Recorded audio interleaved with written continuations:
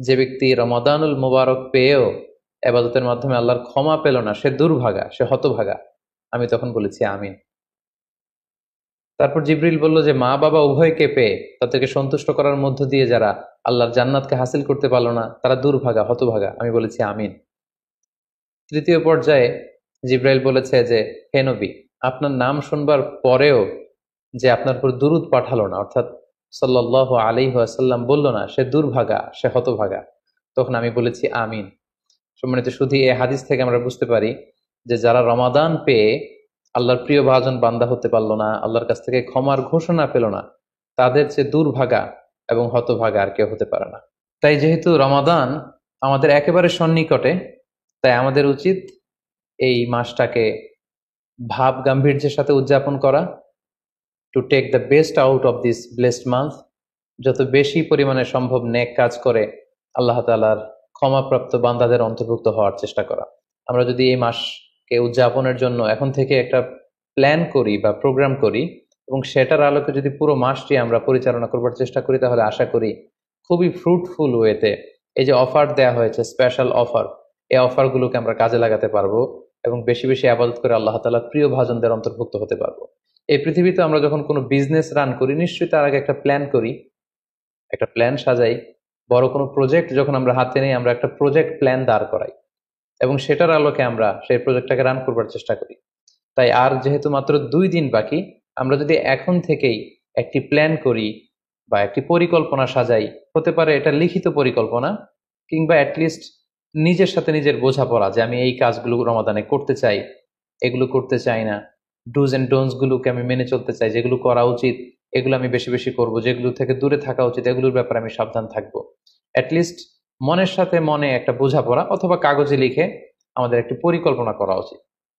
So এ পর্যায়ে এই রমাদান কেন্দ্রিক আমরা কি ধরনের পরিকল্পনা করতে পারি এবং সেই পরিকল্পনায় কোন কোন বিষয়গুলো স্থান পেতে পারে বলে আমি মনে করি, সেগুলো আপনাদের সাথে সংক্ষিপ্তভাবে শেয়ার করবো ইনশাআল্লাহ। প্ল্যান করার ক্ষেত্রে সর্বপ্রথম যেটা আমি বলবো, প্ল্যান করবার সময় অল্প প্ল্যান করুন এবং সেটা যতটুকু প্ল্যান আপনি করবেন সেটা নিয়মিত করবার চেষ্টা করুন। আমাদের অনেকের মধ্যে এমন একটা ভাব কাজ করে যে যেহেতু এটা অনেক রহমতের মাস, বরকতের মাস, মাগফিরাতের মাস, আবেগে তারা অনেক বেশি প্ল্যান করে ফেলে এবং সেই অনুযায়ী রমাদানের শুরুতেই সারা রাত তাহাজ্জুদ, সারাদিন এবাদত তেলাওয়াত, এরকম 2-4 দিন চলার পরে, কয়েকদিন যাওয়ার পরে সে আবেগটা ঝরে পড়ে, সে আবেগটাকে সে ধরে রাখতে পারে না। কারণ এমন প্ল্যান করা হয়েছিল যেটা রেশনাল ছিল না, যেটা হয়তো যৌক্তিক ছিল না বা বাস্তবসম্মত ছিল না। সো প্ল্যান করার ক্ষেত্রে আমার প্রথম পরামর্শ হচ্ছে অল্প প্ল্যান করুন এবং যতটুকু প্ল্যান করবেন সেটা পুরো রমাদান ব্যাপী, হোল দা মান্থ লং আপনি সেটাকে পালন করবার চেষ্টা করুন। কারণ আল্লাহ রাসূল সাল্লাল্লাহু আলাইহি ওয়াসাল্লাম বলেছেন, আহাব্বুল আমালি ইলাল্লাহি আদওয়ামুহা ওয়া ইন কাল্লা।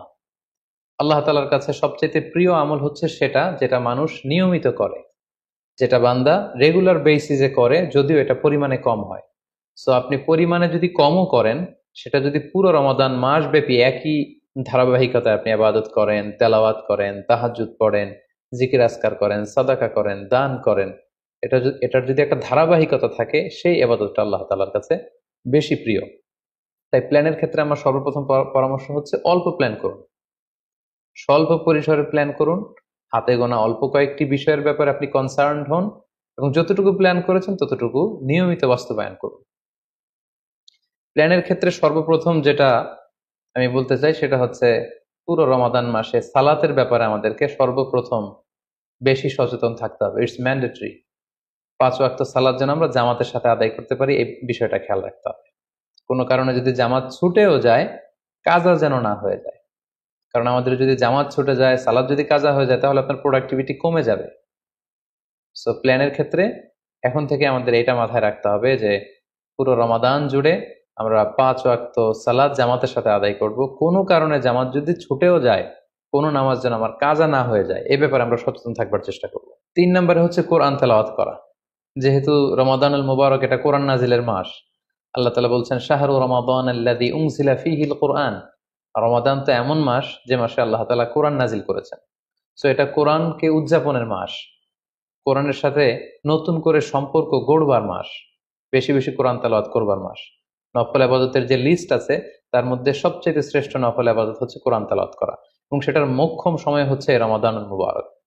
আমরা প্রত্যেকেই জানি যে এই মাসে তেলাওয়াত করার যে একটা আবহ, যে একটা ইমেজ, যে একটা পরিবেশ এবং যেরকম একটা মজা পাওয়া যায়, বছরের অন্য কোনো মাসে কিন্তু ওই ফিলিংটা আমাদের আসে না।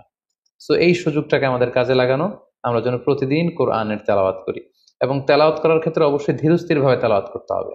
আমরা অনেকে তাড়াহুড়ো করে তেলাওয়াত করি। হাদিসে এসেছে রুব্বা কারিন লিল কোরআন ওয়াল কোরআন ইয়ালআনু, কোরআনের অনেক তেলাওয়াতকারী আছে যাদেরকে কোরআন রহমত দেওয়ার পরিবর্তে লানত দেয়, কার্ডস করে, অভিসম্পাত করে। তাই তাড়াহুড়ো করে আমরা যেন কোরআন তেলাওয়াত না করি। রমাদান আসলেই দেখা যায় কিছু কিছু মানুষ কোরআন খতম করবার জন্য উঠে পড়ে লাগে। কেউ 5 খতম, 7 খতম, 10 খতম দেওয়ার জন্য প্রতিযোগিতা করে খতম দেয়। ফলে খুব দ্রুত তারা কোরআন তেলাওয়াত করে। এটা ঠিক না। খতম দেওয়ার জন্য উঠে পড়ে লাগা উচিত হবে না, বরং আপনি ধীরস্থির ভাবে তেলাওয়াত করুন। সেই হিসেবে শুরু থেকে শেষ পর্যন্ত একবার পরে যদি আপনি 1 খতম দিতেও পারেন সেটা ভালো, আর দিতে না পারলেও আপনি ধীরস্থির ভাবে তেলাওয়াত করে সেটার সওয়াব আপনি ইনশাল্লাহ পাবেন।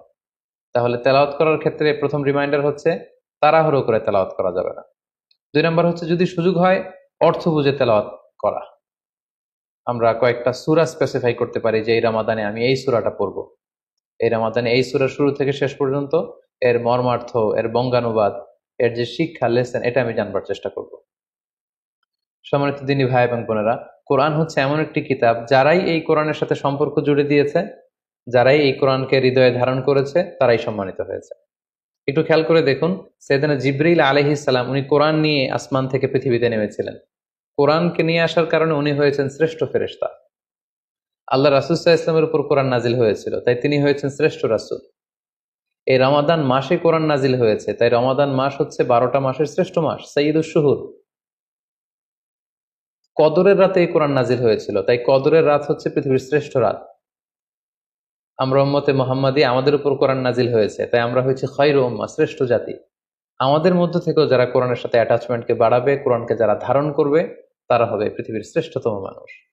তাই আসুন কোরআন উদযাপনের এই মাসে আমরা যেন বেশি বেশি কোরআনের সাথে সম্পর্ককে নতুন করে আবার নবায়ন করি। 4 নাম্বার যেই ব্যাপারটি আমি প্ল্যানে বা পরিকল্পনায় রাখার চেষ্টা করব সেটা হচ্ছে খুব বেশি খাবার দাবার বা কেনাকাটা এগুলোর ব্যাপারে আমাদেরকে একটু সাবধান থাকতে হবে। আমরা অনেকে মনে করে থেকে রমাদান মানেই মুখরোচক ইফতারি, ইফতার পার্টিতে জয়েন করা, উদর পূর্তি করে সাহারি খাওয়া, শপিং করা এবং কেনাকাটায় ব্যস্ত থাকা।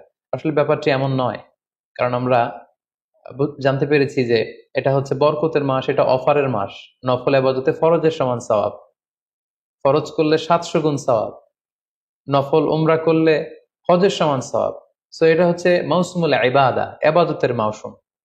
সো আমাদের যদি শপিং করা লাগে, আমাদের যদি কোনো প্রোগ্রামে অংশগ্রহণ করা লাগে, সেটা যেন আমাদের ফোকাস না হয়। কেনাকাটা, শপিং করা, এটা যেন আমাদের ফোকাস না হয়। ভুরি ভোজ করা, আমাদের বাসায় মা বোনরা যারা আছে তাদেরকে হরেক রকম আইটেমের বায়না ধরে সারাদিন তাদেরকে ব্যস্ত রাখা, ইবাদত থেকে তাদেরকে দূরে রাখা, এই কালচারগুলো থেকে আমাদেরকে দূরে থাকতে হবে।